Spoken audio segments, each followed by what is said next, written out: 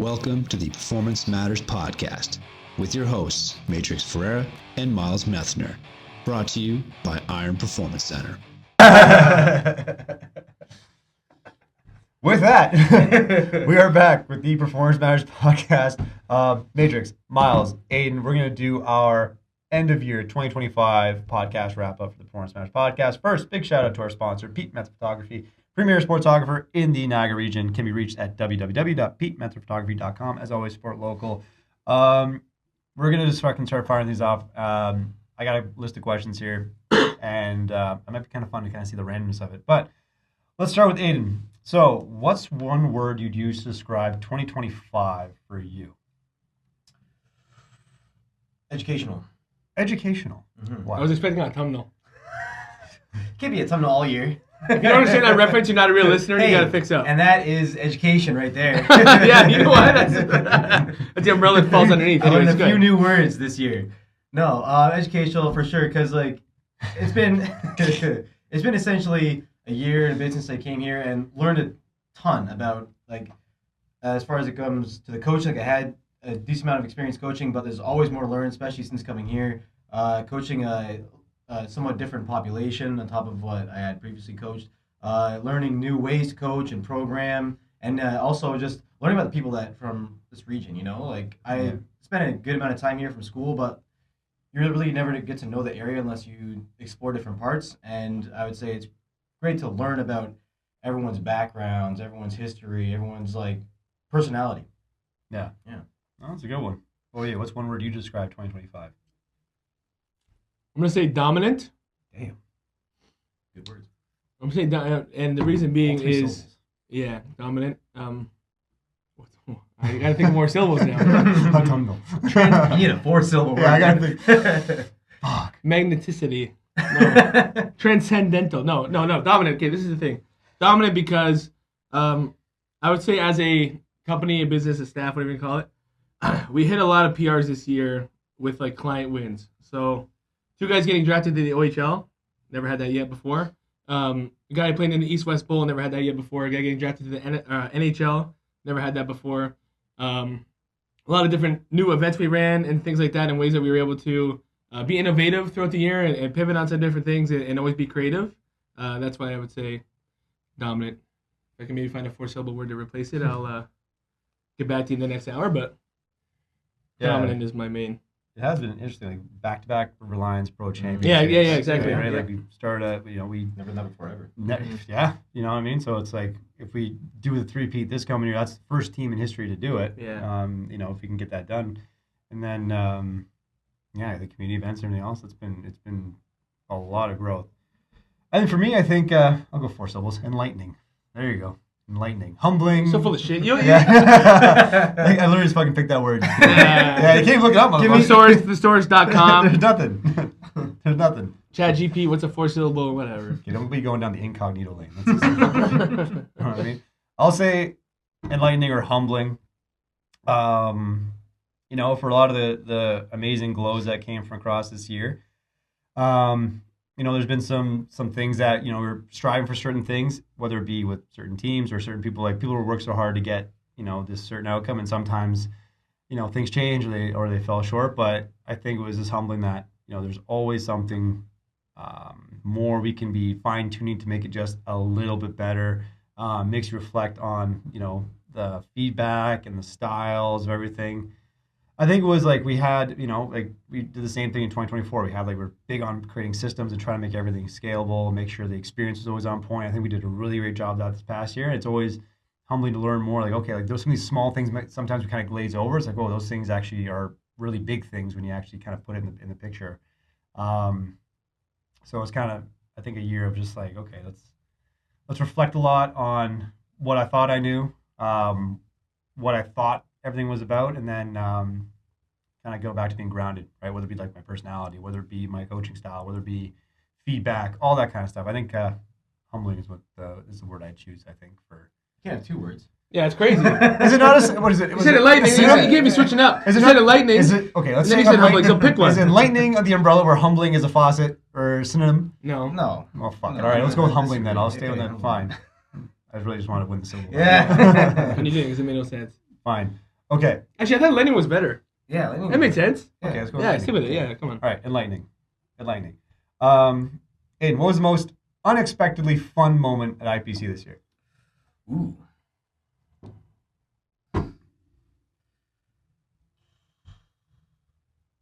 You talk about River Lions, and I didn't really see that coming. You know, like I didn't work. We saw that fucker coming. I guess so. Run it back. Yeah, the minute you started. Yeah. It was your first year being around them and seeing it. So exactly. Like, yeah. Like, totally. never worked with a pro team at all before. Actually, being able to step on the court with them, learn about the guys. Like, I know you guys had known a few of them from last year, but learn about all of them, how they operate, how a professional team operates, how the coaching of that team works, and like being there is really something that I didn't expect being possible, especially since they won the whole damn thing. Yeah, just because it's so hard, right? Yeah. No, like it'd been one thing if we started doing that and it was like a bottom tier team that like no one really thinks about or is considered for contention, but being part of a team that actually could go off and win the whole thing and being a part of that was like super unexpected and exciting. Wow. What about you? What was the most unexpectedly fun moment at IPC this year? Would be Rovember. What's a good one? Yeah, by a long shot, because really it just started with an idea. Like, usually we run things by each other. I didn't think you were here that weekend or that day or something. So I just texted Dave and I said, him being the rower that he is, how do you feel about a Rovember event? I had no concept. I really had nothing other than, my dad dealing with the cancer, and I was like kind of inspired to try to support the Movember thing. And I was like, I don't know what it would look like. If it's a challenge, are we on teams? Is it a daily workout? Like, what the hell is it going to be? Do we test something at the end like these other strength-based months? And all I did was text Dave, hey, how do you feel about a Movember month? I was just really looking for like a reassurance or an endorsement. I didn't expect... Next thing you know, he's written an entire program. He's done all the logistical aspects of it. He's organized it for us. He dove head in. He was like pretty much on the leading edge of a lot of the fundraising stuff. Next thing you know, we have all these different businesses with being super generous, donating to us like raffle prizes. People that are in our gym community, but also those outside of it. We're supporting the cause, which is amazing. And then the actual PR party. We never have done a rowing PR party, obviously, so that went pretty smoothly. So just as a whole, that was unexpected. Can't remember how the question was worded, but like an unexpected glow, I guess, or or win, or fun moment. Yeah, super fun and like. What's it again? It's still going, kind of like people actually found a love for that kind of thing. Yeah. Even afterwards, like I know some like Marissa. I'm not sure if Marcia's done it too much, but like some guys actually really enjoy themselves doing it, and they're still going. They like that activity. Training for a 2K now, maybe. Yeah, exactly. So cool to see the ripple effect of that. Yeah. Oh, that was a good one. I was gonna say. Yeah. Oh, okay. Like, I think for my unexpectedly fun, I don't know if it was like unexpectedly fun. Like my favorite time of year is always like that June area of the year where, your kids finish up. There's that excitement where all your best guys and girls are coming home, and I love just catching up with them and hearing how their years have been and seeing where they're going, and that's always fun to me. I think as a group, I'd have to echo the Bird months, like the Rovember event. It was really like a really cool, unexpected sense of community where people literally just rallied around something and kind of, took it by the reins, so to speak. And a lot of them, like you said, stuck with it. And I think the community aspect deepened a lot, which I think has been really, really cool. You talk about ripple effects too. I think that's kind of bleeding into month after month. Like, so October, I think was pretty good. You got a few guys doing it, and like everyone showed up for like that big event. Like, I understand it's a pretty big thing every year. And then from that, I think you got people actually interested in something they could do. Like, there's a low barrier entry for something like rowing. Yeah. And then I think there's a good amount of people actually participating in December this time. More than ever. Yeah. Yeah, and the program is better too, to your credit. Exactly. So I think this is kind of bleeding month after month, like kind of growing and growing and growing, snowballing. Yeah, totally. People are looking for more challenge months. Like it's gotta be a balance between just good normal training but having these months mixed in is awesome, right? So yeah, it's like a 3-month stretch of just like, hey, you get the 3 Bird months of the year to actually like hammer a theme or something. Exactly. Yeah. Who knows? They come together and our October party has always been huge. You don't always get a ton of people doing the actual training program, but then these last 2 Bird months, like you're saying, like the participation has been incredible. Probably honorable mention for fun things that have happened would be, I think, this project itself, this podcast. Yeah, it has been a fun. We started. Like it has been almost a year. This is going to be episode 50 or so. Wow. Yeah, 49, 50, 51, whatever. We're up there, and just discussing like how much thought we put into most projects, which is great. and planning and stuff. But this one we just kind of grabbed it by the horns and said, let's just do it on a cell phone and see what happens. And we're almost a year later. We had some incredible guests. We've had some pretty good discourse amongst ourselves. So that would be like an honorable mention too. Great conversation, some cool experiences and insights from people. It's been awesome. People we never would have met. Yeah, world-renowned people. Like it's actually mind-blowing. Really, it's been crazy. Yeah, so if you guys are tuning in, now's a good time. And what do you think the most chaotic moment of the year that only the staff would understand? I know it's pretty exciting for you, and it is exciting for me. But when it comes to those kind of off-season months, that like June, July has approached the summer, like those months, the room is awesome. It's chaotic, and like chaotic doesn't really always have to mean a bad thing, you know? Like I remember there was this one day when I think it was just me, and like half the room was on like new programs. Everyone was like doing their own thing, and it was like it was cool because I was literally like doing cardio the whole time, running around the room. Doing suicides. Yeah, man. Like I was just like put the Apple Watch, get your steps on. See how many steps you did. I must have got like 20K that day. Yeah, I bet. Anyways, like it was chaotic, but it was so much fun just seeing everyone go after it on their own thing. It's not like anybody had to tell them to do anything. It was just like they had a purpose and they knew what to do more or less, and it was just like awesome to be a small part in helping to organize that chaos. But you're facilitating. Yeah, exactly. So that was, again, it's exciting, it's chaotic, but it's awesome. Yeah. Oh yeah. What's the most chaotic moment of 2025 that only we as a staff would understand? I can think of two. I think I can think of two. Okay, go ahead. All right. So I think Chaotic. two of I'm them. getting hung up on that word. I don't know why. Chaotic. For me, was one of two things. I think chaotic in the back end for me was like the team scheduling. Like Yeah. Okay. the team scheduling for me is because it's always kind of like you want to get, we have like a lot of great partners, like partner organizations that are phenomenal. So we're trying to like get them the best time slots and everything else that they want for their teams.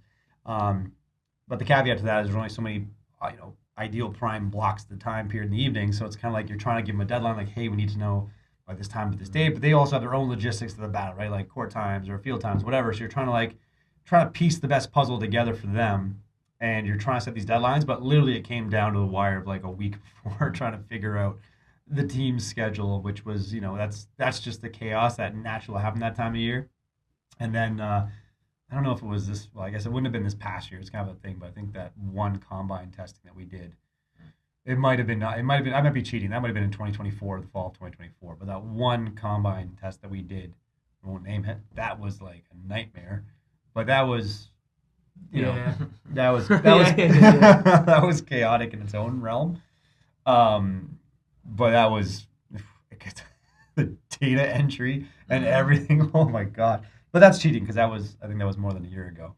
I would say the scheduling for me was just that one point of the year was just a little bit messier than I would have liked it to be.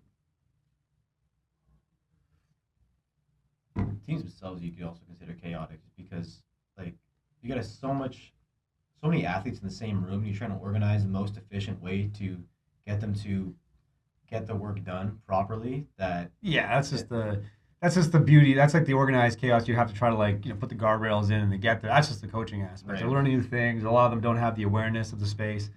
Some do, which is phenomenal, makes it easier. But that's just kind of the natural chaos of, hey, we're trying to create a flow and like something as simple as like, hey, put your bags in the cubby holes and like don't be just throwing stuff over the floor. Don't be walking in front of people or like that basic awareness can be a little youth chaotic. is chaotic. It's just they're still learning. They don't know what they don't know, and it's up to us to make sure we put the guardrails in place. Like, hey, we gotta just keep the basics down here. You know what I'm saying? But I think a lot of the chaos that a lot of the chaos that people don't see, and like Aiden said, it's not even necessarily chaos in a bad connotation, but just actually how, like, what goes into this job from our end that maybe the folks don't always see that train here because it's not up to them to see it. From like facility management, the heater breaks. You know what I mean? We got different things like that people don't see that come up out of nowhere that you don't necessarily see coming. Replacing a heater 2 years in a row, things like that. Just the job itself, like people see that, okay, like, like some of the kids, like by no fault of their own would make comments like, okay, so like you guys train from like 7 to 10 and then 3 to 7, then middle of the day, like do you guys like go home or do you have a nap or like, and I'm like, no, like the chaos is like every single second of the day is accounted for.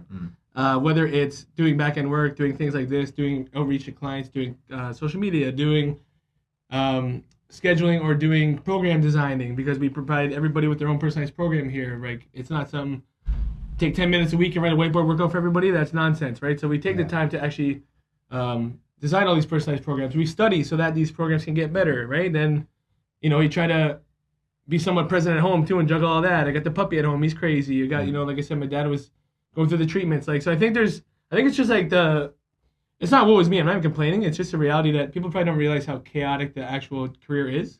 Yeah. And it's 110% worth it. But I think people don't realize what goes into it, and actually how, I'll say it like this: not every coach could coach here. You could be a really good coach out there somewhere. You're good one-on-one. You're good, maybe even in a team.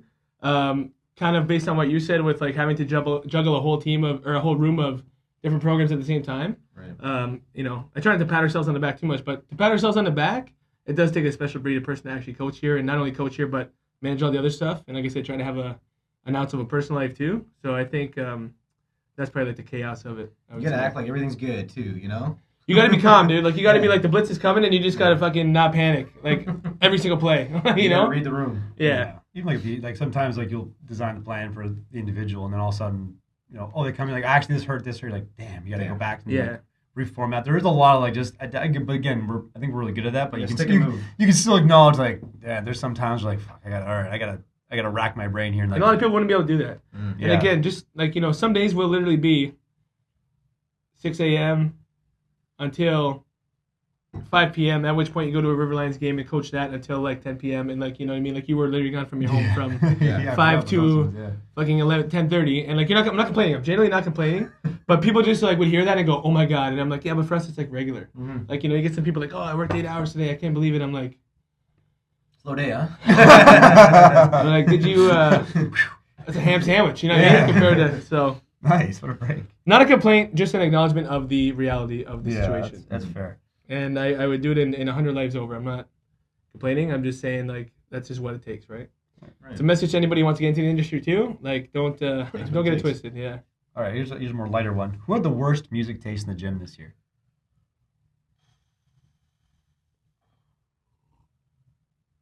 Of us three, or like anybody? Oh man. Worst music taste in general. The problem is because you'll never make everyone happy. So like, somebody like, what I like. I'm not gonna try to spin the question, but I like how we have a lot of different interests. Okay, like Mike Dom will come in, play the EDM stuff. We don't really like it. I don't like it, but when I do like it because it's so different. Yeah. Okay. And then like somebody like Destiny or Darren will come in and they'll play the heavy stuff I like, or Marissa likes it too. Yeah, heavy metal. For example, like. And not like, oh, people that go Nickelback. No, like they're screaming, there's headbanging, there's freaking double bass, right?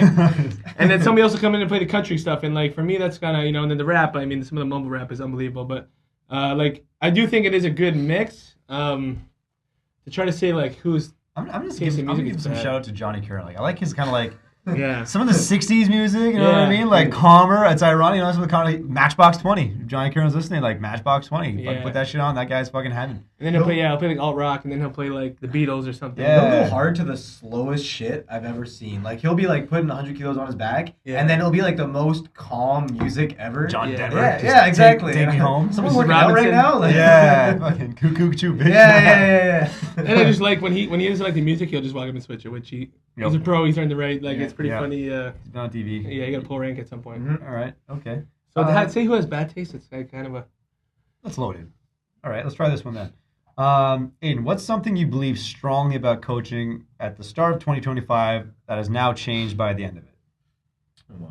We could get no briefings for this shit, eh? Nah, this makes it fun. Yeah, I just know I'm gonna be in the shower later. Like, I could have said, I could have provided the people with a better listening experience and or viewing.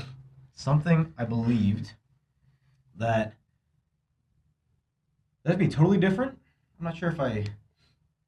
It is hard, so just try. Like, I have no clue. Right. Nothing obvious. Jeez.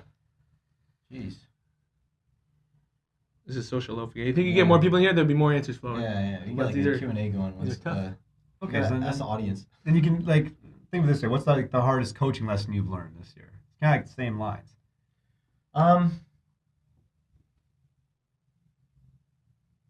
really the fact that like really nothing you do, not nothing, but you got to be ready for like. It is something we should like really understand by day one, but you kind of have to relearn the lesson over and over again. Is that the plan you set in place, at least for me personally, is rarely the way you thought it would go. You know, like you have like, Yeah, all right, like- I'm gonna do this thing on this month, this thing on that month. Then be ready for this next time. Yeah. And then like maybe a week in, you're like, all right, that's garbage now. It's good that I had a plan. Yeah. But it's probably definitely gonna get adjusted. Yeah, I had the script, but Yeah, you think you're doing a good job at like making a plan and have everything ready to go, and then like it is a lesson that everyone should learn. Hopefully from the get go is that like, you know, you make plans, God laugh. Like yeah. you can't really you Yeah. can't. But like maybe the biggest lesson from that is have a general plan, like a general way you want things to go, and then fill in the blanks as you go along. Right. Right. What are you?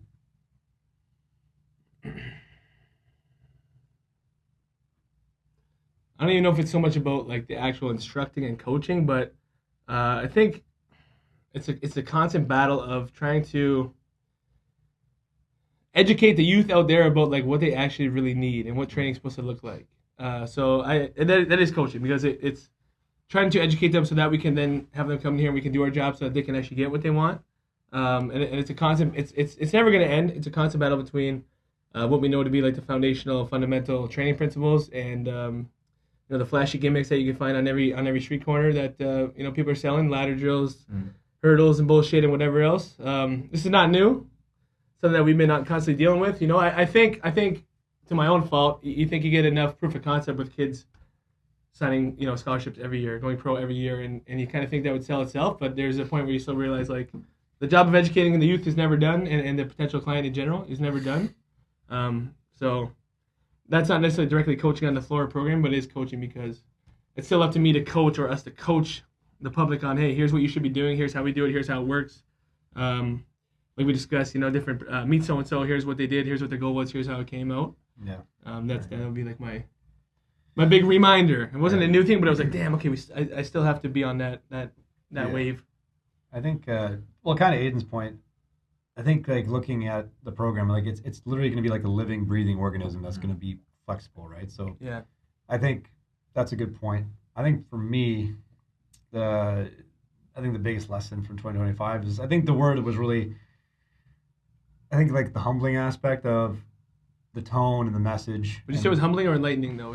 I was enlightened to be humbled. Okay. Enlightened to be humbled. Honestly, you probably were humbled to be enlightened. If There you you go. were like, I was humbled. Hey, to be yeah, enlightened. that's a good that point. probably makes more There you sense. go. Come on, bro. Yeah. Anyway. Just with like the message and the tone of delivery and the coaching, because we know that everyone receives feedback differently. Yeah. And I know for me personally, like when I get in the weeds with my athletes, it doesn't matter what sport, doesn't matter what level they're striving for. Like if they say they want something, I'm in. Like I'm fucking fully in.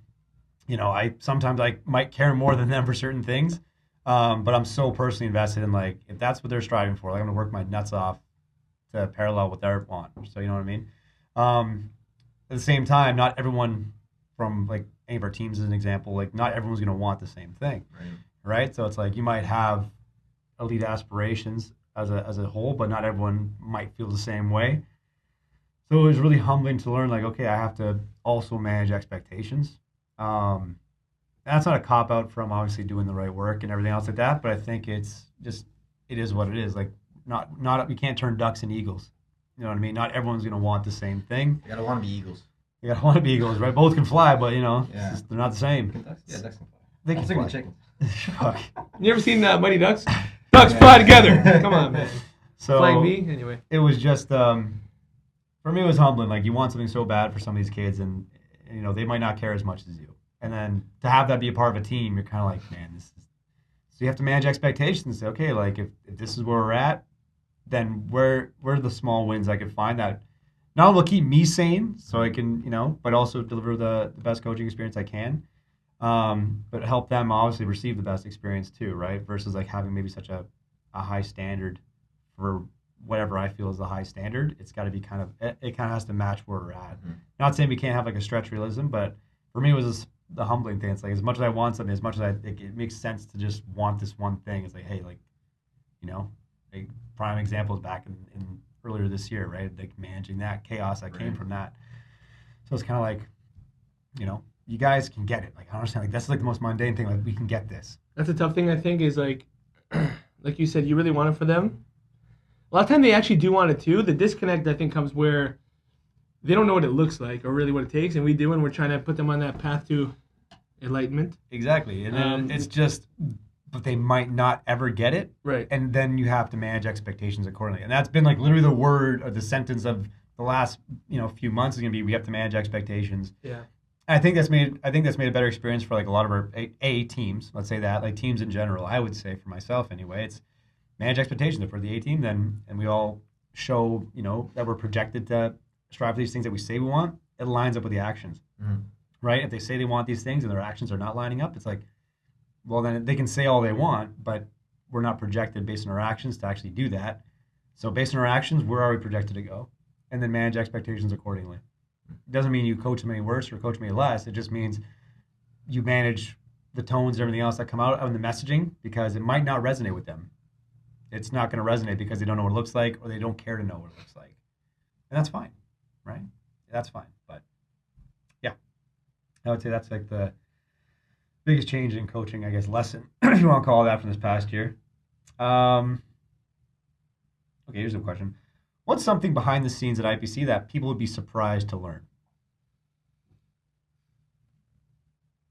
We already talked about how often people don't know about what we do in the middle of the day. Like you said, like we have like hours in the morning, hours in the evening, and everyone thinks we, phone it in for the rest of the day, go take a nap or something. Put your feet up and... Yeah. So I want to keep hammering that point, but behind the scenes. Think about your seminar that you ran. And Rachel, who's been here for a while, like her feedback was like, wow, I really never knew how much thought went into these programs. Yeah. And it was like an innocent, like genuine comment. And I'm like, isn't that what you as a client would or should expect? Right. Yeah. Right? No diss to her by any means, but again, it was like a realization for me of, oh my God, like, A, people out there, you deserve better, you should expect better from your coaches or service providers. B, coaches out there, you should be offering that better service because that's what your people deserve. Right. And then, like, I think really just time management is a really big thing, especially since, like, we only have so much time in the day. Like, we're here coaching for a certain amount of time, but, like, there is a certain gap there. When you think about it, it's not that much time to get work done in the middle of the day. You know? Because how many people, like, I've heard this over the years. It's so true. I've heard this over the years. Oh, you're lucky you work in a gym. If I worked in a gym, I would be ripped. I would be, and it's like, okay, with the 30 minutes free I had today, is that what you would do? You would be a world record powerlifter or a marathon runner? Is that what you would do with that 30 free minutes where I barely had time to scratch my nose and eat a meal? Like, you know what I mean? Like, it's totally true. I don't think people really would realize how many hats we wear. Yeah. Like, it's fully running a business at the same time, like, which people don't understand. Yeah. Like, there is no, like we've said it before, like, you work at like Big Box, Good Life, whatever. Like, they have like corporate that does certain things. Like, we are corporate. Like, we are. So like, we are also sweeping the floor, mopping the floors. We are vacuuming. We are doing some level of accounting. Yes, we have accounting. You know what I mean? But we're doing some accounting. We're doing social media. Again, are we influencers? No, not by any means. But we're doing some editing and doing some like video stuff and blogging and on MailChimp sending out campaigns. I think that's the big thing that people wouldn't realize. Data analysis. Yeah, huge. Data analysis. Not only does a program get written and administered, but then like you kind of alluded to, you have to reflect after and see how did it go, what went better than you thought, worse than you thought, exactly how you thought, how you're going to adjust for next time. You can dedicate time to actually learn, like as a team, as a group, like seeing how we can get better together. We have like meetings, multiple meetings every week to see if we can improve on some of these things. Like there's so much that goes on besides actually being on the floor and coaching. There's a reason that the machine runs well. It's because we could all... Not just by itself. Yeah, it's like... we all can speak the same language, but that's what makes things like the experience consistent. Like that's what the whole point is, right? Versus maybe some other places, like you don't even know you can't remember who your coach was. And some of these places, the coaches probably don't even know each other. Yeah, crazy. Like is that how are we all gonna row in the same direction if we can't? We're in the so and so family. I'm repping the shirt. Like, like how can you all like row in the same direction if you don't even know what the direction is? Right. You know what I mean? Like so there's no touch point. The multiple weekly meetings get us on page. I'm going to say world-class. Fuck it. Our world-class internship program that we run, that we've designed, that we're constantly editing, that we're delivering, okay? Because we see what's out there. These D1 schools, it looks great. I don't think it's any better than what we're running, to be honest. I think ours is probably better. So the world-class internship we're running, people don't see that. right? The education of other up-and-coming coaches that we're doing as well. Getting out of the community, going to athletes' events and our games and our clients' events and stuff like that. So I think that's probably what they wouldn't realize. Oh, you don't just coach, like you said, you don't just coach 8 hours a day, like and you go home. And sometimes I would joke and laugh and be like, well, do you think the program writes itself? Yeah. Do you think this and that happens by itself? Like, so I think that would be my biggest thing. That's a good one. I would do it. I think it's just it literally is like it's a big passion project, right? It's not just coaching athletes and like coaching exercise. It's really knowing that it's a deeper understanding of why things move a certain way. Like again, everyone can teach a squat, everyone can teach a hinge. It's like, but then someone comes with an issue with certain things. Can you make the adjust? Like, there's a reason you can adjust certain things or no. You know, it's like that old analogy, like you don't pay a man because he's a hammer, you pay him because he knows where to hit and how hard. Same concept, because but it takes like hours and hours and years of just experience with a variety of archetypes to know and use the tools in your toolbox. Not just to have the toolbox, but actually know how to use the tools in your toolbox. So it's the continuing education, right? The practice, the scenarios, and then all the back end stuff, like you just mentioned, right? Like we do have to have a meeting every week so we can all make sure we're accountable to the tasks that we have to achieve. We're helping and supporting each other, and we're all rowing in the same direction, right? Just doing different things to get there. That's huge. I don't think a lot of places do that. Number one, and I don't think people really understand like the time and effort, because like, you know, you finish your first coaching block at 10, maybe sometimes 10 in the morning. You have a meeting for a couple hours. Next thing you know, it's like 1 o'clock. You have to quickly eat, maybe get your own lift in, and then you have a bunch of other work before 3 o'clock hits, and then we're in with teams until 8 o'clock. That's a day. That's a day, dude. That's a fucking day. Go to bed, get back up at 5 in the morning, do it all again. That's a goddamn day. You know what I mean? But none of us would look at that and be like, oh my God, that's a marathon. Or, oh my God, that's just like the standard. That's the standard. It's a Monday, man. What's crazy is like when end of April hits and teams are down, it's like 7 o'clock. It's like, oh wow, this is nice. It's like, oh, it's real, man. Hey, man, the sun is out. Yeah, you're like, oh, it's like the doors open, you feel guilty. Yeah, it's like breathing. You're like, man, this is awesome. You know what I mean? The cage, you're like, you know what I mean? But like that's what we prepare for. It's like in season's like the dominant time of the year where we're like, this is where, you know, we got to, championships are won. Yep. So that's what I would say. And then all the other facility operation stuff. Like when a heater goes down, like, fuck, I have to schedule, like, I got to schedule the thing to come in. I got to schedule the Skyjack. I got to make sure it's a certain time so people can't get in the gym when people are driving the Skyjack through, get up there, figure out all that shit. Do you think the ficus put itself in the bathroom? The ficus put his fucking self in the bathroom. Dude, like, people talk about that too. It's awesome. People love it. Like, people come in the washroom, they're like, did you see the plant in there? Yes. Foliage? You see the fucking ficus? The greenery? There's a picture up there. I don't know what it is, but it's a picture. I don't know what Is it a beach? That's kind of I don't fucking know what it is. Abstract. At first I was like, what the fuck is that? And now I'm like, it's kind of a good... people get it. Like a brain teaser. People get it. I think it's a beach. I'm convinced it's a beach. You need some like elevator music. Oh my God. You know what I mean? Like people be fucking spending time in there. We got the scented things plugged in the wall. Yeah. It's up, boys. It's up. Yeah, we're fucking... Up. That's kind of the next point too, is like, not only are we doing enough to keep the machine moving, we're doing enough to keep it moving forward. Like always making efforts to make it better and better and better. Yeah. Even on those things that people might think don't matter, like that does matter. That's totally right. Yeah. It does matter. Those small, like that goes back to the point we said. Like those small things actually do make a big difference, right? Like being like making sure our people are heard, their feedback is received, and like us trying to like make those adjustments to help. Right. Okay, so here's a forward-thinking question. What's one thing, Aiden, we did better this year than last year? What's one thing that we did better? Oh, I'm a tough person to ask for that. How is it? Here. You gotta stop doing the call-outs. You gotta put the question, say anybody want to hit it. Let's see. Yeah, that's kind of crazy. What do you hear? Oh, man. I mean, fostering community. Through our events, which has always been good. Don't get me. I'm just saying we've reflected many times this year on the fact that our Gen Pop contingency has grown. Yeah. And Iron Pros. Yeah, and Iron Pros, males, females, they hang out outside of here without us.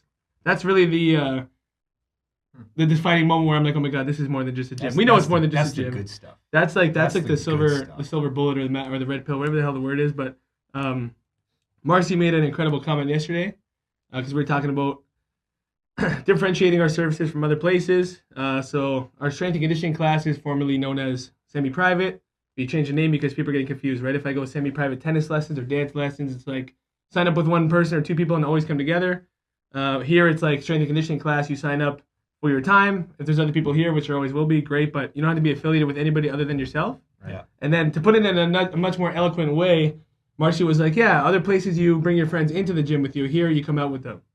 and I was like, Right in the just boom. I almost collapsed. No, I didn't almost collapse, but I was like, damn, I should put that on a shirt. Yeah, that's a damn moment. So, point being, I think our community has always been incredible. I just think we've had more examples this year of, like, again, seeing these girls have had multiple, like, girls' nights, and They had brunch. Yeah, brunch the other day. yeah, like these girls must have got together this year probably like 10 times. That's You know what I mean, awesome. that's like once a month or something. Yeah, So like that's awesome. incredible, more events. Real friend groups don't get together that much, man. That's what I mean. I haven't seen the boys in years. Yeah, like, Yeah.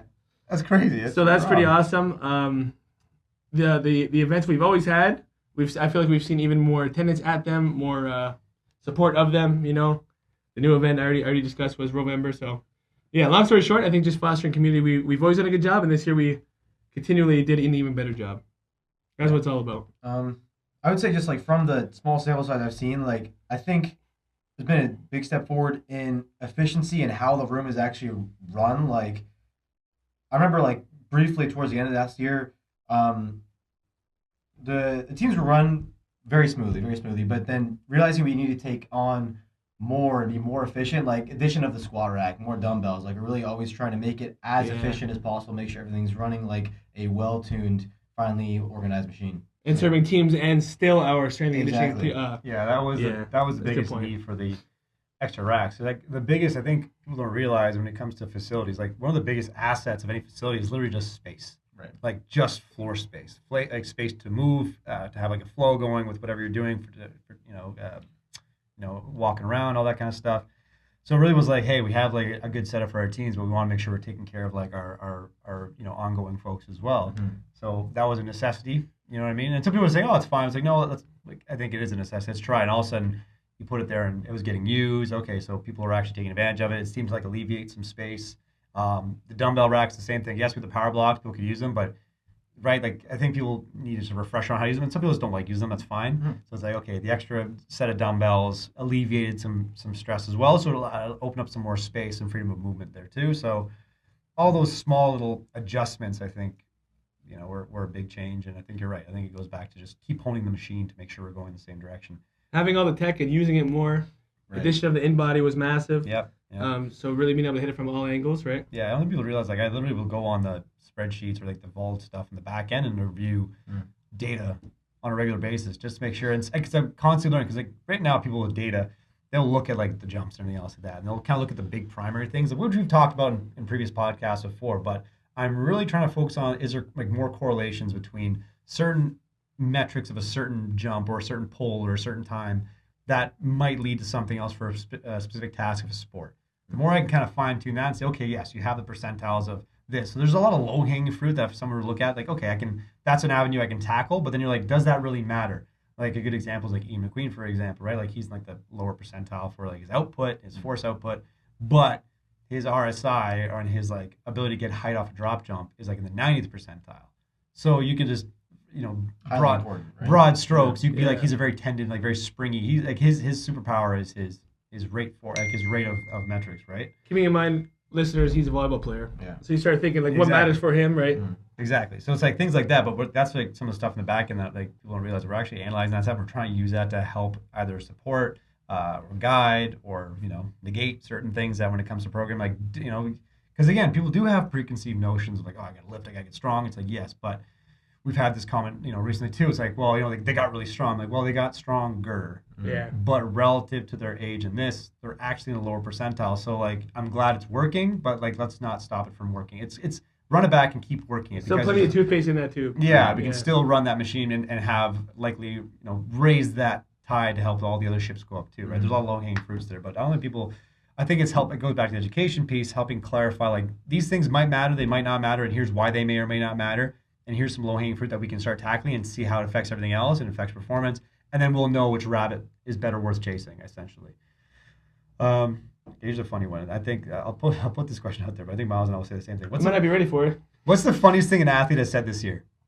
I have it in the back of my mind. I can't say what I'm thinking. No, hold on. I gotta be like G-rated because you don't know who's listening. I'm fucking. I already have. You gotta keep it kind of clean. I got a really good one. I definitely can't say it. I'm saying. Oh man. Gotta hear it after though. Don't forget. Let's go back to the summer, man. Oh Jesus Christ.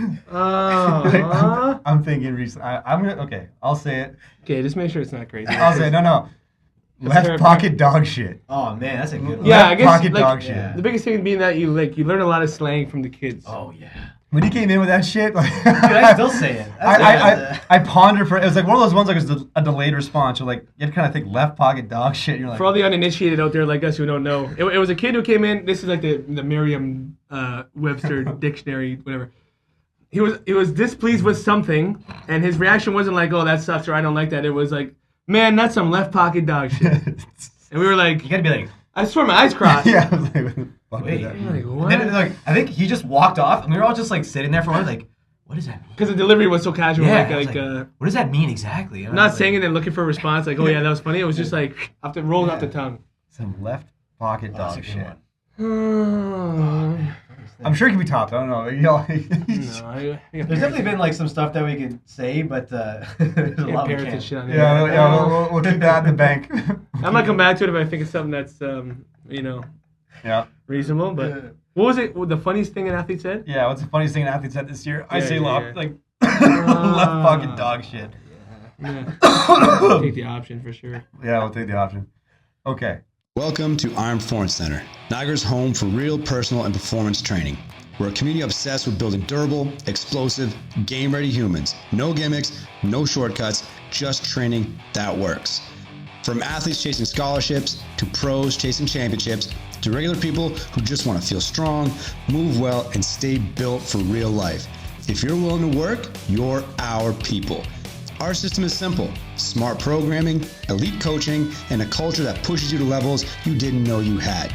With modern technology and principles-based programming, we track your progress, teach you movement skills, and give you every tool you need to perform when it matters most in whatever arena you call home. Iron Performance Center, because performance matters. How would you describe IPC's culture now compared to a year ago?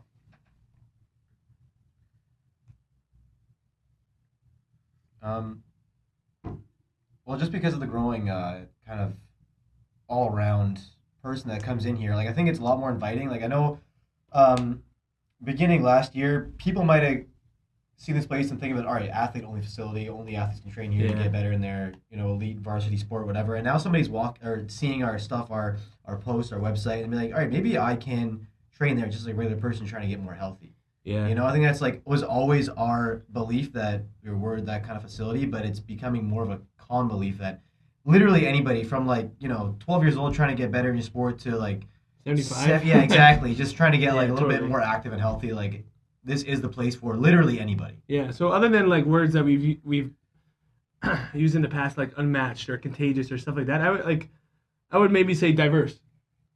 Right, diverse because it's funny because every time we get a potential client reaching out, inquiring, every time we get an inquiry, and they'll be like, "Who do you train?" I typically have this thing that rolls off the tongue. I'm like, male, female, young and old, athlete, non-athlete, muscle gain, fat loss, want to feel better. I'm like, whatever you want, we got it, and that's what I constantly truly believe. But now we're actually seeing it materialize with who's actually showing up here. Right. Yeah, I think we're always trying to grow, not only making the messaging as transparent, as clear, and as inviting as possible, and also understand this, what we do is very unique, and it might not be for everyone, and that's okay. That's okay. But the folks I think we can hang our hat on that do come here on a regular basis and put the work, and they have, I would say, a deeper respect, deeper appreciation for what it is we do at a deeper level. It's a deeper understanding of the process given there, right? A lot of people have a certain outcome as the initial starting point. Okay, I want to go to this thing to get this. Yep, that's a great starting point. So we have this North Star. Now it's understanding why are we striving for that North Star? What's changed? Asking better questions why start this journey now versus 3 months ago? Where do you hope to be in 3 or 4 or 5 or 6 months from now? Right? All those deeper questions I think help them fundamentally stick now towards a process, knowing that hey, there's gonna be some things that are be uncomfortable. There's gonna be some things that you're not gonna see right away. But by having that North Star that has a deeper understanding of why we're chasing it, it's no different than sport, right? You're not guaranteed a national championship, but you might say, I want to win a national championship. I want to be the fastest guy out there. It's okay, great. But there's going to be these feelings that are fleeting at times, highs and lows. So it's what keeps you showing up again and again and again and again. I think that goes the same for regular folks trying to stay healthy or have a certain body comp or whatever it is. Just feel better, all those basics. I think having them have a deeper understanding of their why and a deeper appreciation and seeing it parallel with the work they're actually doing, right? So The fact that we actually measure so many things, they can see the proof in the pudding. yeah, there's some wins and checkpoints along the way that help keep them engaged. I think Scotty said that on the podcast last time too. There's always like the rolling bar of the outcomes might be like rolling bar of like the results they want, because that might change like throughout the year, right? Your wants might change. Your wants and needs like will change, but like you still stay to the true to the process and these small little check marks and benchmarks and wins along the way. You could probably go to most decently, somewhat competent trainers and do a couple workouts and be like, I feel better. If you come from doing, you know what I mean, nothing, or I feel better. Move around, do anything, you're gonna feel a little better about yourself. Totally. 100%. The IPC difference being we can actually justify, improve, and track and explain to you how much better you've gotten, how you've gotten better, and what you actually still need to work on. Right? That's a huge thing too. I think it's like how to describe it compared to a year ago. When people like give us reviews or testimonials or like rave about us, there's a common word that comes up. It's our culture is unmatched. Unmatched. So I've been reflecting on that. Like, what does that mean? Unmatched, unparalleled, all that stuff.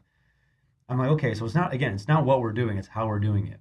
Because anyone can fucking coach a squad, do this, and put like reps and sets on a page, and I can sit here and dissect this bullshit and all this crap they're doing, but it doesn't really matter because that's not the point, right? It's the culture. So it's how we're doing what we're doing, right? It's how we're delivering. It's how we're coaching. It's how we're empathizing with certain things. It's how we're pushing at certain times. It's almost like we know when and how to do these things more acutely than other people. Because again, we've had people have other trainers in the past, and they always say the same thing. It's not the same as here. Like here is just, this is better. So it's like, what does that better look like? Is it just the attention to detail? Is it, the tone? Is it the delivery? Is it us understanding better how they might receive certain feedback and kind of knowing where to hit, right? So I think that's where, I think reflecting on that common word that gets thrown that people describe us as, I think how it's changed is it's like the ripples has gotten a little bit bigger, right? Especially proud of like our Iron Pro group, just like the folks trying to stay healthy, have a great experience and keep showing up, putting the work and getting better. These rolling bar outcome goals, theme months, community events, all those things have grown. It's actually, I think, one of the highlights for this past year has been that community growing and getting a deeper connection with some fantastic people involved. I would say more so than the athlete side of things. I think it's been more fun in some regards than some of the athlete stuff. But it's funny to your point, I get, because I'm going to forget this. You know how it goes. Last night, Harrison, who was like, it's pretty cool because he's been on both sides of this athlete and then Iron Pro coin, so to speak. But he saw Andrew Skeldon pushing 600 pounds on the sled. And he looked at me and he was like, how can any of the kids in here watch that happen and then like be too scared to try this sled pyramid? That's what he said, right? And like Harrison's a different breed. I mean, he was doing the sled pyramid weekly at a certain point for like 12 weeks straight. So he's certified built different. But nonetheless, like he I'm just watching Andrew. I'm looking, he's like got a bit of a cold. Like he doesn't give a shit. He's not complaining. He's not even feeling bad for himself, right? He's like almost 50 years old. Nonetheless, 600 pounds on the freaking sled, making it look easy. And that was the comment. It's pretty timely. That's a comment Harrison made. He was like, how can any of these kids look at that and be like, oh, I can't do the sled pyramid. I'm too scared to even try it. I think this ties into, I just thought of like an unexpectedly fun moment. I'll go with two. It's like saying that, no, like how cool is it that, like look at Andrew Skeldon as an example. How cool is it that you get to train with your sons? That's crazy. Yeah. That to me, I remember watching one night. It was like, what was really cool and unexpected fun. I remember watching. I think it was Andrew was bench something, and Adam was spotted him. He was like, "Let's go, Pops." I'm like sitting there. I'm like, sometimes I stay away and I don't coach. I was like in awe. I'm like, man, I wish I had that. That to me would be like the coolest fucking thing. Like, can you imagine like being in the fucking weight room with your dad, training just as hard as you are. You know what I mean? Not like cutting corners and shit. Like really just giving it, like training like a fucking athlete, and you get to do it with your pops. Or you get to do it with your son. Like that dynamic. Watching that, I'm like, fuck, that looks like fun. Yeah, that is fucking awesome. Be in the weight room. There's times I purposely stay away and don't coach them because I'm like, it's a pretty sick moment that they're having. That is like fucking. Especially in the summer when like all three of them walking together and they get right to work. Like all three of them just get after it every single time. Spot each other. We're here to fuck shit up. Each other.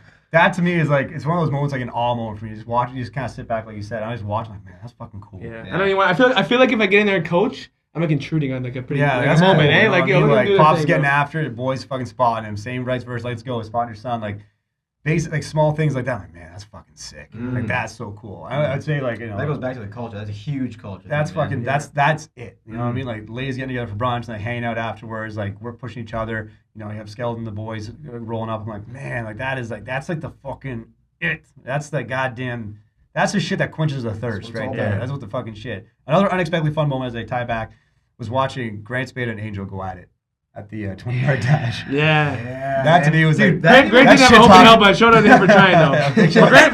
but Grant's a fighter though. Spade's got balls, man. That guy doesn't give a fuck who you are, how big you are, how fast you think you are. He's gonna find out the truth. But Angel still is. But he Angel, found though. out the truth. But he did find out the truth. Put some respect on one of the best up and coming receivers. They were but- talking too, eh? Like, did you hear? Like, Grant's trying to beat Angel. Yeah. Crazy little things. People, Yeah. people clear the turf out of the way. Yeah. Let's fucking watch this go to work. That was a low-key event, dude. Yeah. Like, Yeah, put it on Instagram, like, place your bets. yeah, dude. That was a main card fight right Yeah. there. I made up odds. Like, Yeah. It was kind of fun. That was a... Angel wins plus 8,000 odds or something. Some stupid. It was I don't know what I did, but that was a moment I think that was fun. it's minus 8,000 odds. You know what I mean? Whatever it is, man. Like, Parlay with a torn hamstring. That's locked in, man. That's easy money. Yeah, I'll give Spades credit, man. That guy is not afraid. He's fearless. He doesn't care who you are, how big you are, how fast you think you are, how strong you think you are. He's the guy that wants to find out the truth, and he'll put you to the test too. Even if it means him losing, he's not scared to find out the truth. So respect to him. That was a fun moment. I'll do one more reflection question. We'll kind of move forward here, but what do you think athletes feel when they walk in IPC for the first time? Terrified.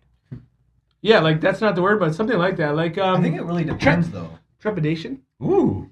Get on. What does that mean? You're gonna have to Yeah, look look that up. that word is, man. Look that up. Look it up. Trepidation. I think I'm doing it right. I. TREP. Yeah. Never heard that word Trepidation. used. A feeling of unironically. fear or agitation about something that may happen. Come on, guys. Yo, you guys gotta get my level. So Trepidation. it's a synonym for like anxiety. You essentially. looked at Yeah. it before you came in here, didn't you? No, I'm smarter than I let on. Okay, Damn, I act that's stupid, a but fucking Scrabble word. Trepidation. Yeah, trepidation. there probably is an ounce of trepidation when they come in and they see, depending on what the room's looking like at the time, they see, chalk flying and bar slamming and people running up and down the turf and all that. There probably is a moment or an ounce of trepidation.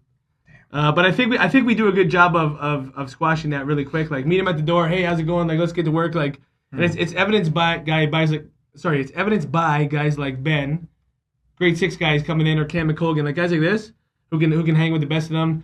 It's also a testament to guys like Anthony Federico who will, without being asked, come right to those guys. Hey man, how you doing? What are you training for? Like make them feel welcome. Guys like Isaac, same thing. Never once have I said, hey Anthony, like we got a new guy coming in. You mind like kind of welcoming him? Like not once have we had to do that. No, it's always Somebody like second Destiny too. Like she's made friends with everybody whether they initially wanted or not. Dan's huge, man. Dan will like. Dan, Dan same the thing. man. Dan the the man. man. Dan the man is not just a catchy slogan. That's That's an who he earned is. Yeah. nickname. So I think there probably is an ounce of trepidation because there's nothing like this out there. But I think fortunately that doesn't last very long because of how welcoming we are.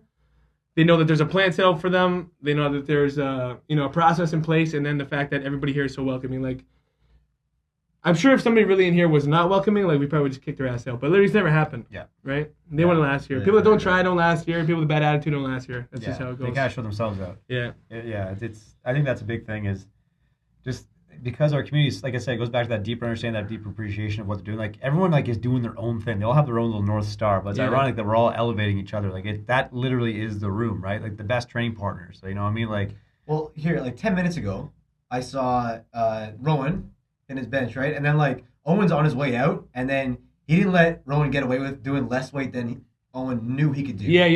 There's You know? accountability. Yeah. it's Exactly. accountability. Exactly. I didn't say anything. Like, I didn't tell him to put more weight in. I didn't say anything about how he's going hard or nothing like that. Yeah. He just came up and knew he could go harder, Right. so he put more weight on. Respect to Rowan. Yeah. Yeah. Respect to Totally. Rowan. And to Owen for keeping him accountable. And then guys like Scott too. Like Scott will check in with everybody and genuinely care about, hey, how did this go? How did that go? I hasn't seen some of Yeah. these people in like a legitimate whole year. Yeah, he'll just reflect back on like their moments in life too. It's And he's not fucking acting. He's not asking to be nice. He's asking because he genuinely gives a shit. Right. awesome. Yeah. Right. That's the difference. Yeah. So that's why if there is any, That's a bow on it, right? People genuinely give a shit. yeah, it's a People gas just factor. genuinely give a shit here. Yeah, the Yeah, gas yeah, factor. yeah. They give a shit. Got Yeah. on a t-shirt. Yeah, we actually should do that. Yeah, we really should. But yo, we could. Okay, write that down somewhere. Hold on. Put it on your sticky note here. Oh, fuck, hold on. Gas factor. We could get Gas a sweet factor. shirt made. Sweet. Gas Kristen factor. wants a monthly shirt, so that's gas Gas factor. factor. Yeah, buddy. T-shirt. Like this. I don't know what color. With this small thing here, the eye is a freaking gas. You know, like Oh, the, like a jerry can. yeah. Or Nice. like the gas emoji. Oh, at the gas pump. Yeah, the gas pump. And then on the back, Jerry we're going to get it You guys are popping. watching it live right now. Yeah, we are. This is Watch the fucking. Let us cook. Yeah. Let us fucking cook. this is the other. I'm fucking Walter White in this bitch. Yeah, this is Let the me other. fucking cook, man. 95% pure. This is the naps you guys think we're taking. We're Yeah. actually doing shit like this. Sleep that's on gonna, this. That's gonna be tight. Anyways, That's me tight. All right. Okay. Moving forward here. What's one thing we'll protect at all costs moving forward into 2026?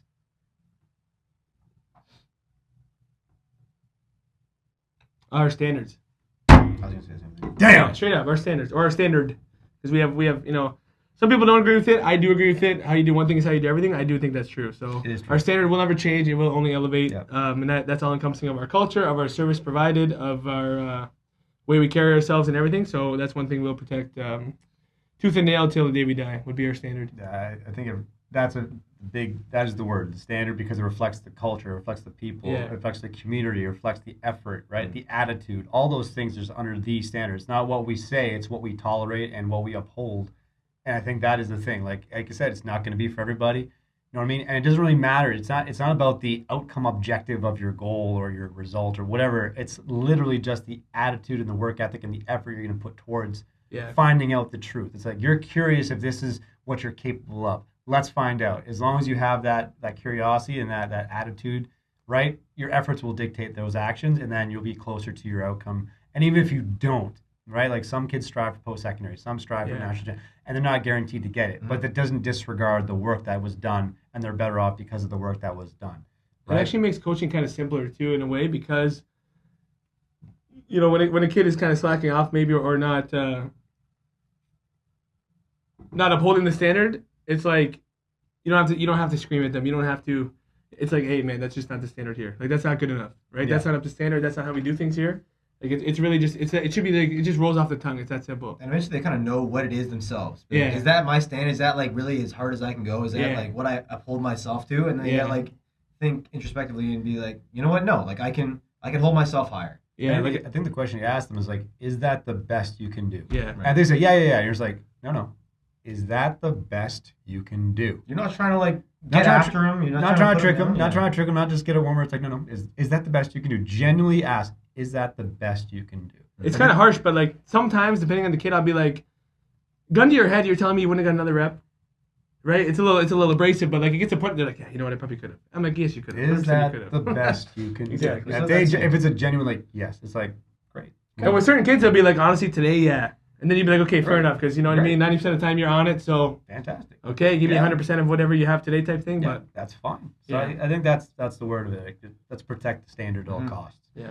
Um, Anybody have any other ones? I No, think it's kind I of think like, we're all agreed on that. yeah. Standard is like the thing. Like it's and that goes for the back Only end of us flows too, from right? that. Like the standard Yeah. that we Amongst have each as a other, staff, too. amongst each Yeah. other, the accountability we have for all of our things in the works. It's like we just have to, stay true to the standard of like messy action and then fine tune as we go. Yeah, it's simple. It's not offensive. It's like it becomes very easy to say, "Hey, that's just not good enough." Yeah. And most of the time, if we said it to each other, we could probably reflect and be like, "Yeah, you're right." Yeah, we're It capable. hurts of in more. the moment. That kind of hurts, but you're like, you know what? You're right. But it's not like from a hurtful point of view. It's Right. just like, hey, like this is the standard. You know what it is. Yeah. I think it's never out of a place of animosity or Yeah. malice. It's literally out of just like a genuine love and care. Like you're capable of more. It's not mean. It's out of a place of love because people didn't really care. They wouldn't say anything. Mhm. They wouldn't say anything at all. They don't Yeah, care, totally, right? They're totally. co-signing on bad behavior because they don't care, Right. right? But if someone has the moral courage to to give feedback, genuine feedback from their point of view, and you have the moral courage to receive it and process it and take time to reflect on it,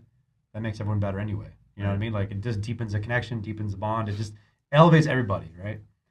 What do you think athletes need to hear going into the new year?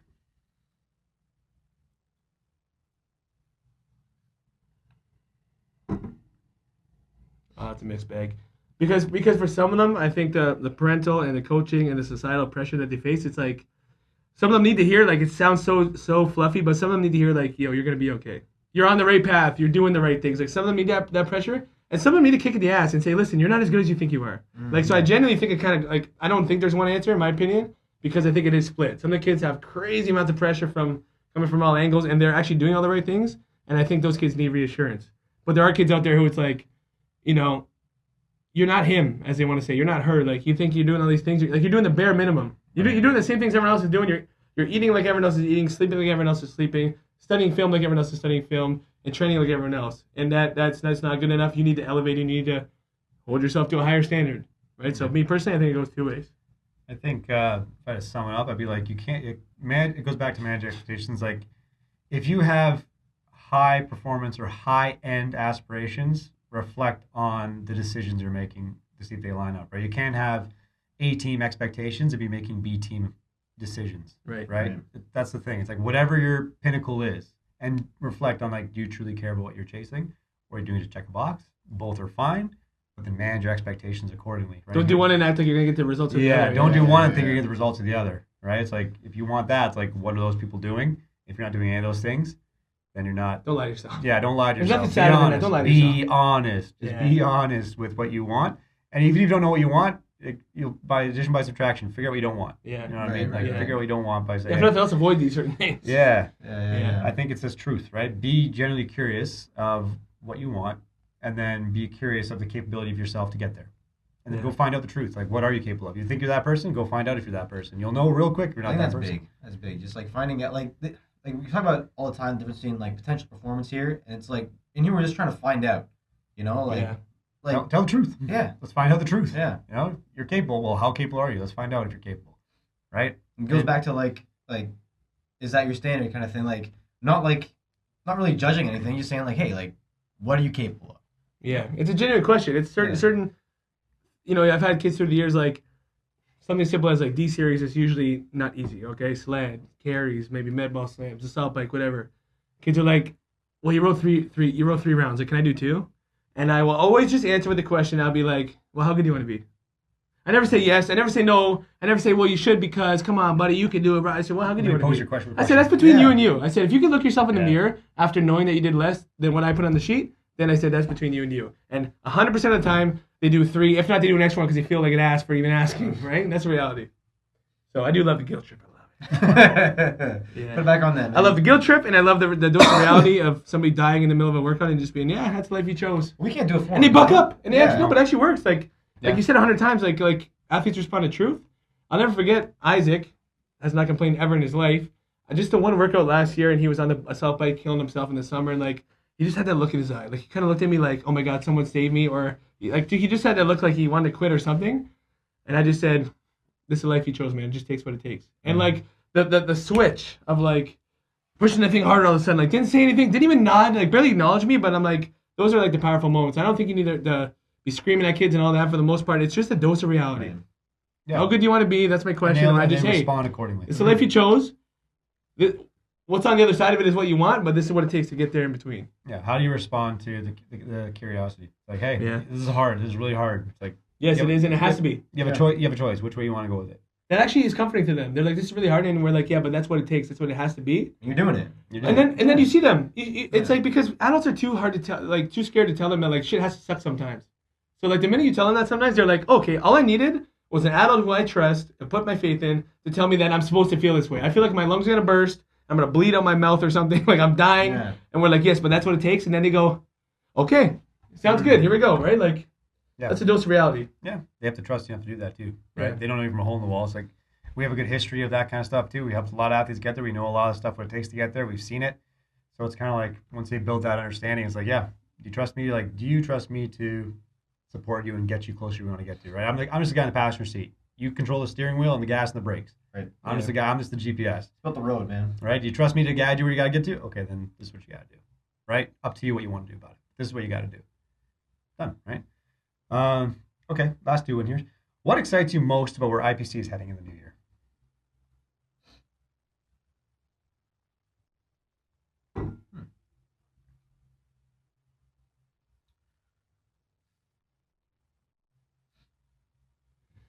Okay, so I would say, obviously, I'm super excited to be officially partnering with the Spears. Something we've been kind of working towards for a couple of years. I've been coaching, kind of been around the program a little bit, trying to support them in their vision. Like I said, they've been providing the best football experience for athletes in the Niagara region for like over 2 decades now. So to be partnering with them, and that program's officially kicking off like first Monday of the new year, right? We're hitting the ground running. So that's just like one little quick thing I'm super excited about. Well,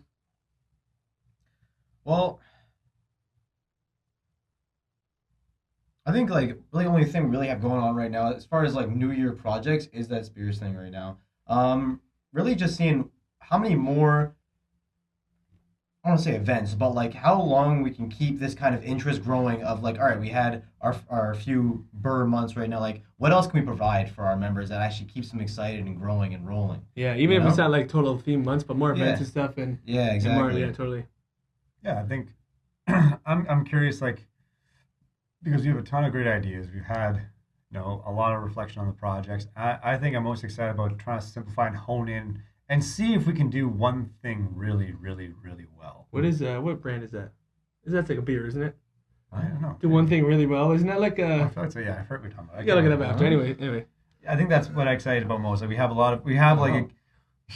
have experience doing a lot of these like different projects and different things that we're working on the back end. But I think I'm excited. Like, okay, let's try focusing on like one avenue. Like, let's just focus on one little project that we want to do as a group, and see if we like pour everything into it, just for a time span, and see what happens when we like literally give it like full attention, Yeah. full effort, and just see what it becomes. And again, because like a lot of these great ideas we have, and a lot of these, whether it's marketing, messaging, or just all those other small things. It's good that we're humble enough to try them, but now we can Yeah. reflect after a couple So years it's- and be like, oh, these things Yeah, are a lot of better. things, These You know what I mean? don't. last Like, year. are we as Yeah. good as we say we are, or as capable are of just dialing in on one thing? It's okay, we got X amount of weeks to get this done. Let's dial in and just focus on that one thing and see how good we really are if we really try, right? Yeah. And we'll adjust things. So I'm more excited about, believe it or not, I think it's not even simplifying, but just like being a little Streamlining. more. Oh, remember that word?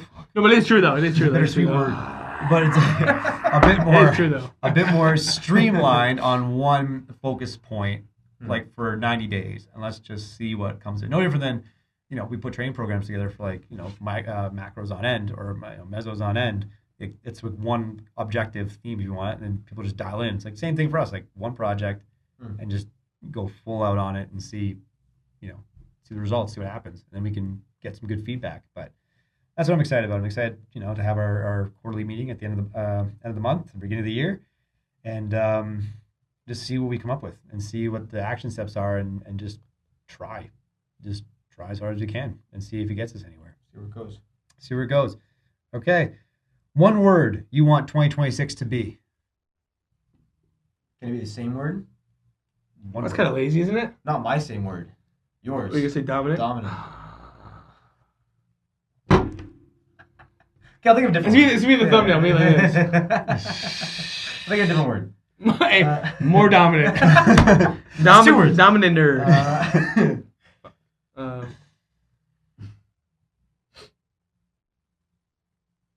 Electric. Not good enough. It's gotta be. That'd be so many different things. It's though. gotta be. It's gotta Yeah. be like, I want to say like historical or like groundbreaking or like some shit like that. Like I want to be like Unparalleled. yeah, like something like that. Like maybe that is the word. Unparalleled. Or unmatched. We keep using that. Oh! Unmatched. Yeah. There we go. Yeah. Unmatched. Unmatched. Like we that word's been said before about us, but like now let's make it Yeah. like a real Fuck yeah. like put our stamp on it. We are unmatched. Mhm. We are unmatched. An No one unmatched comes year, close, yeah. An you unmatched know? year, unmatched service, unmatched delivery, unmatched standard. Unmatched culture. Everything just unmatched. And that is the word for 2026 for all our listeners. Hell of an episode. Hell of an episode, guys. Yeah, probably a PR. Hell of a year. Hell of a fucking year. I'm excited for 2026. I'm excited to see what we're capable of doing and what our people are capable of doing. And I'm excited just to see how things pan out over the course of the coming months. So it's been a hell of a holiday season. And believe it or not, I'm actually excited for the holidays to almost be over. So then we can just relock, reload, and fucking get dialed in for championship season in the spring. So I'm pumped up. All right, guys. This is Performance Matters Podcast. As always, we're on Spotify. We're on Apple. We are on YouTube. If you're not a subscriber, New Year's resolution. Be a subscriber. Do some reflection. Do some reflection. Reflect on your actions and then subscribe. If you never heard the word autumnal, we know you're not a subscriber. Yeah, that's why we know. If you haven't heard the word I know. autumnal. Yeah, Aiden, we saw the email pop up. Aiden, subscribe. Aiden's involved. Gotta get my dictionary. Damn. We just have like a dictionary episode, like a thesaurus, like word of the day. What the fuck does this mean? Yeah. Name it this Fucking crazy. Trepidatious, man. Shit's trepidatious. You guys gotta lock in on this shit. Oh my god. we gotta get Alex Beulah on here because she always has words got some a day. crazy She got words. some Like, sometimes I'm like, crazy you're fucking trying words too a hard, day. whatever. That's some lawyer shit, bro. That's some lawyer shit. It's egregious. That's a good. Come on. All right. That's some left pocket egregious dog shit. This is the Performance Matters podcast. Tuning out for 2025. We will see you all next year. Peace.